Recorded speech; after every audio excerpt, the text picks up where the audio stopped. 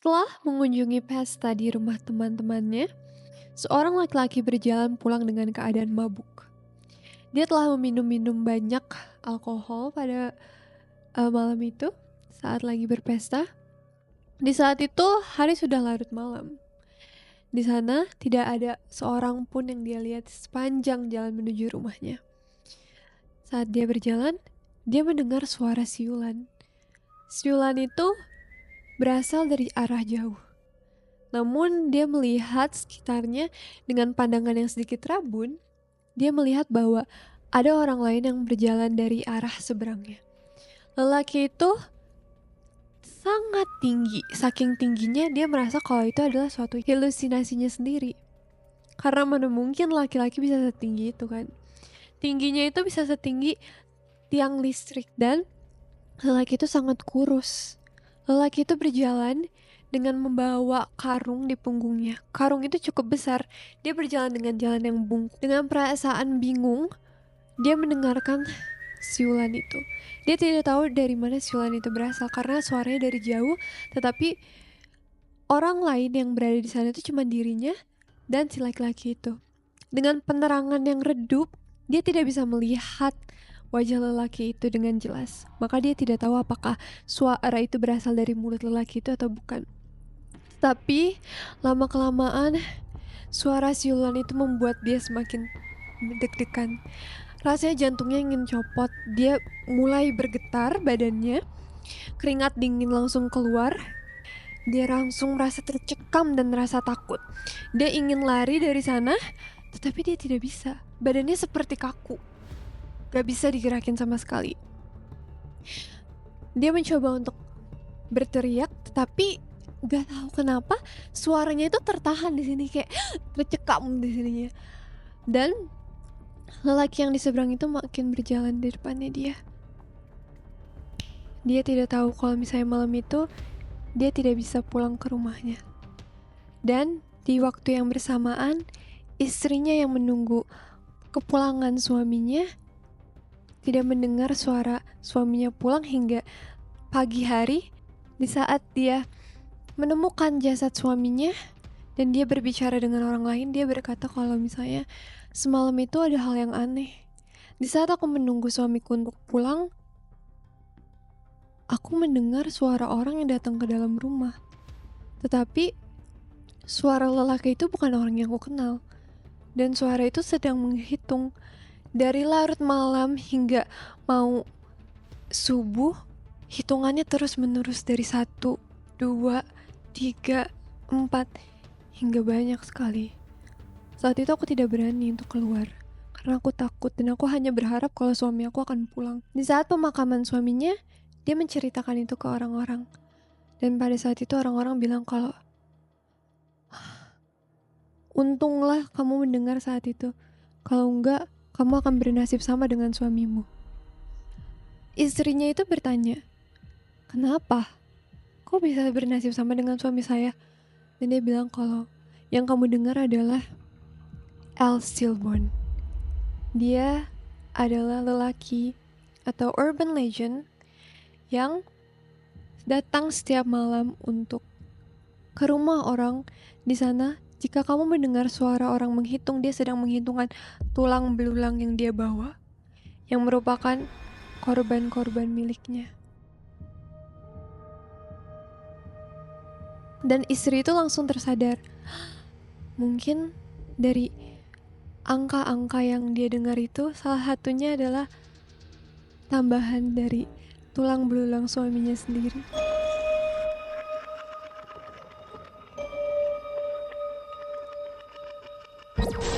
Konten dalam podcast ini mengandung tema-tema yang berpotensi memicu ketidaknyamanan, seperti deskripsi grafis tentang tindakan kekerasan, pembunuhan, kematian, trauma, mental illness, ritual, sihir, dan hal-hal supernatural lainnya seperti hantu. Jika kalian merasa sensitif dengan topik-topik ini, disarankan untuk melanjutkan dengan hati-hati atau mempertimbangkan untuk melanjutkannya atau tidak. Hai semuanya, selamat datang di podcast Tactales. Jumpa lagi ke kita, di mana di sini kita akan membagikan ke kalian kisah yang memisahkan fakta dari fiksi dan menguak sisi terang dari sisi gelap suatu legenda mistis. Nama aku Diski dan aku bersama dengan co-host aku. Sama Frina. Hari ini aku akan menceritakan ke kalian sosok orang yang terkutuk dan menjadi urban legend yang sangat menakutkan dari Venezuela, Los Llanos. Urban legend ini menggambarkan sosok pria yang membawa karung dengan badan yang sangat tinggi dan kurus. Dan yang menakutkannya lagi, dia dikenal sebagai pria yang bersiul. Siulannya itu kalau terdengar tuh sangat menakutkan. Makanya di Venezuela, orang-orang yang percaya akan kehadiran urban legend ini, mereka takut mendengar siulan.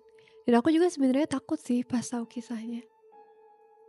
Dimulai dari awal, sebenarnya pria yang menjadi urban legend ini, dia dulunya adalah seorang manusia. Ada banyak versi-versi ceritanya, tetapi aku akan menceritakan ke kalian secara detail cerita paling populernya.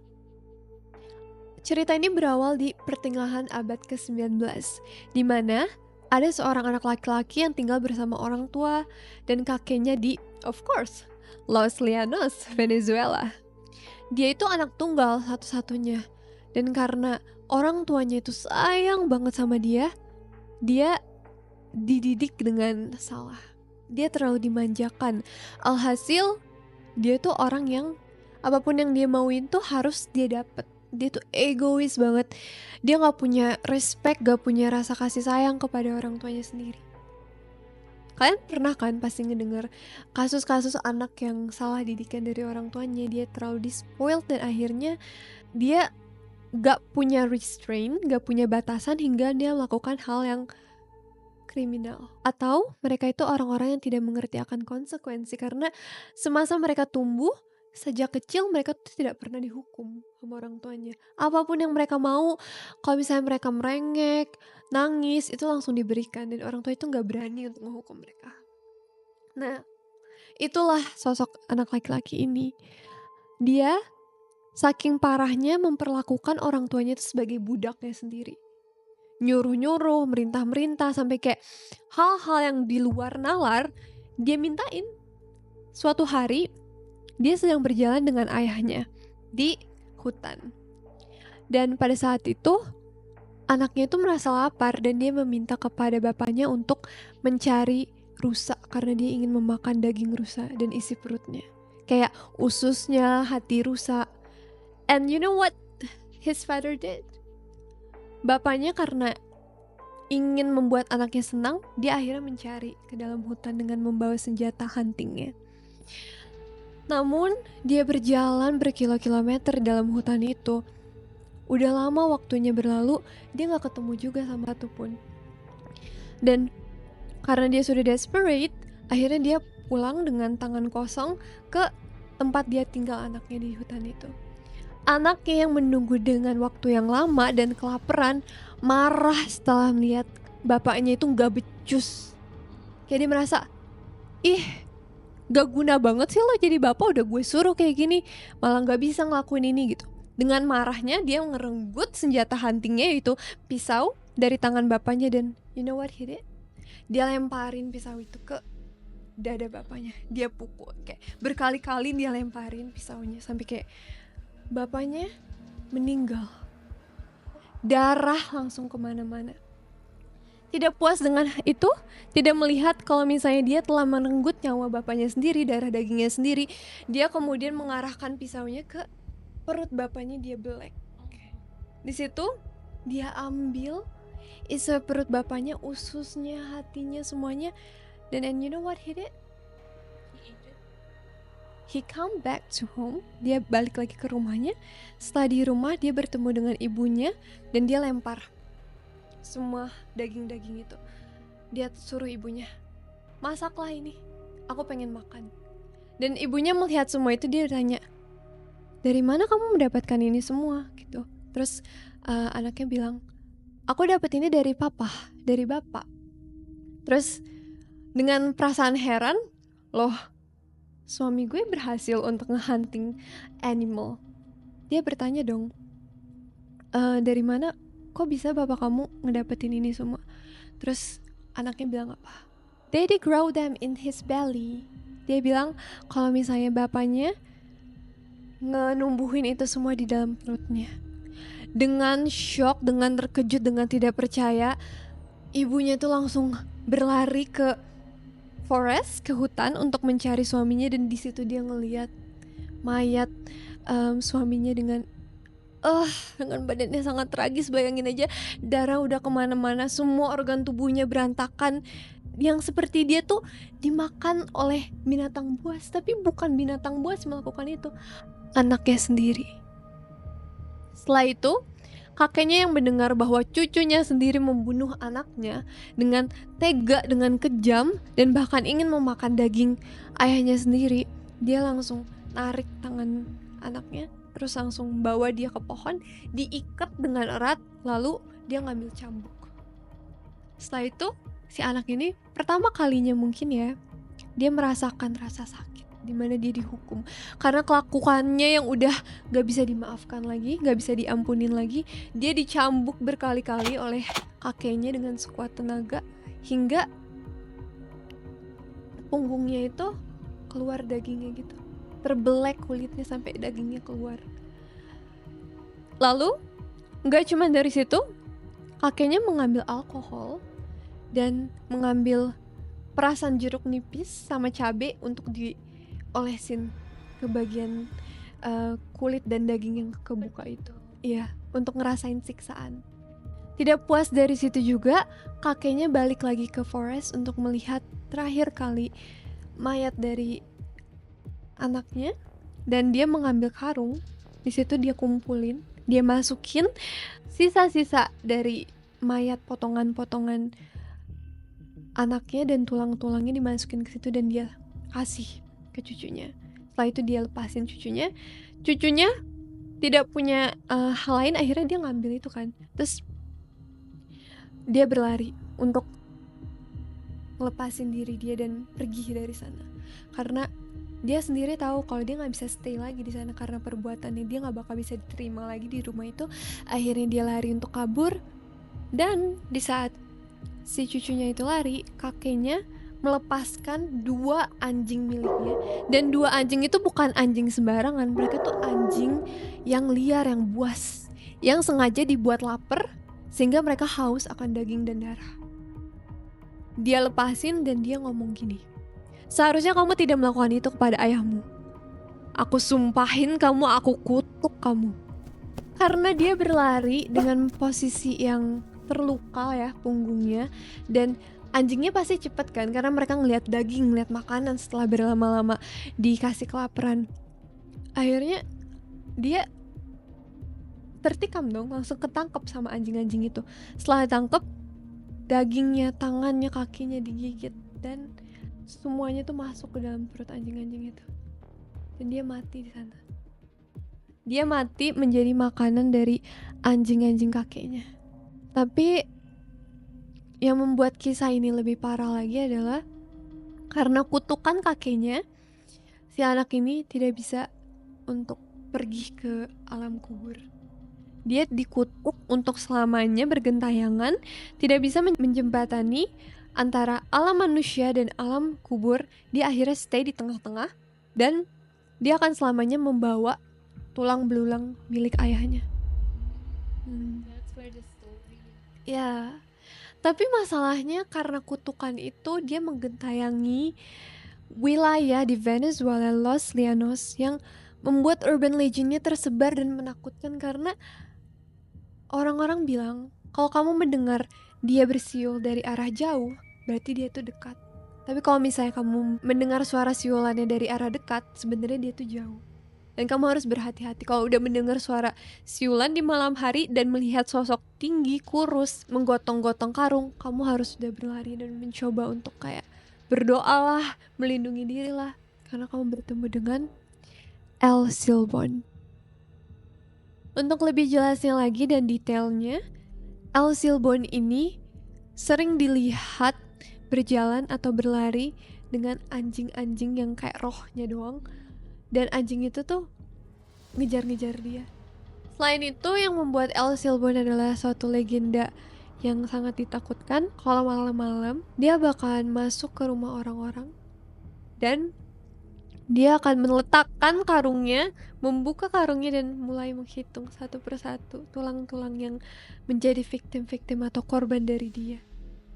Dan kalau misalnya orang dari rumah itu terbangun karena mendengar suaranya, kamu bakalan masih bisa hidup dan kamu bakalan dapat keberuntungan. Tapi kalau kamu tidak mendengarnya karena kamu terlalu tidur nyenyak, kamu gak bakal bisa menyambut matahari terbit, karena disitulah the end of your life. Tetapi banyak yang bilang juga kalau El Silbon itu lebih suka mencari victimnya yang merupakan orang yang suka mabuk, atau enggak orang yang lagi mabuk, orang yang suka selingkuh, orang yang punya banyak perempuan or womanizer, dan anak-anak. Sebenarnya yang tadi aku bilang, banyak sekali versi-versi dari El Silbon. Ada yang bilang kalau misalnya alasan dia itu membunuh orang tuanya itu bukan karena dia anak yang kurang ajar, tapi karena bapaknya itu mencoba untuk menggoda istrinya dia dan mencoba untuk airport. Pokoknya banyak versi-versi yang berkembang karena urban legend ini tuh sangat terkenal. Yang aku research, kalau misalnya banyak penulis dan storyteller yang sengaja menambahkan bumbu-bumbu mereka sendiri atau mengganti versi ceritanya untuk dijadikan pelajaran lagi ke orang lain. And I feel like, walaupun El Silbon itu sosok yang sangat menyeramkan buat aku, dan dia emang menghantui orang ya, banyak yang kayak ketakutan sama sosoknya dia, tetapi emang banyak sekali moral dari situ yang kayak, oh kita gak boleh amarah sampai kita membunuh orang lain, atau gak kita membalas orang lain yang jahat dengan cara yang jahat juga gitu kan. Dari semua versi-versi yang berbeda atas alasan kenapa dia membunuh ayahnya sendiri, ceritanya tuh selalu sama at the end. Kalau misalnya dia akan dihukum oleh kakeknya dan kakeknya lah yang mengutuk dia. Yang lebih parahnya, El Silbon akan terus bergentayangan dan membawa jasad tulang belulang ayahnya dan korban-korbannya hingga sampai the end of the world atau hari kiamat. Setelah hari kiamat lah dia bisa bebas. Okay. I mean, I feel like he deserves it. He does. Yeah, he does. But I feel like kenapa dikutuknya dia harus kayak terjebak di dunia kita, dan akhirnya dia menggentayangi hidup-hidup manusia. Kenapa kayak ya udah alam kubur aja sana, masuk neraka. Iya. Kenapa harus jadi kayak beban gitu? Kenapa harus menghantui? Ya, kenapa harus menghantui orang-orang gitu? Nah, kalian percaya nggak kalau El Silbon itu ada? What do you think, Vin? Maybe not. Maybe. Ada teori kalau misalnya El Silbon itu diangkat ceritanya dari seorang laki-laki yang kisahnya sama, membunuh ayahnya sendiri. But I don't know whether it's true or not. Tetapi kembali lagi, El Silbon merupakan urban legend yang sangat terkenal dan di Venezuela. Dan kita sebagai Tactales adalah misi kita untuk menyebarkan cerita-cerita urban legend dari belahan dunia manapun. Aku harap kalian suka dengan video kali ini. Sampai di sini dulu ya guys. Kalian bisa nonton video-video Tactales di Spotify, YouTube, dan platform-platform podcast lainnya setiap hari Kamis. Bye!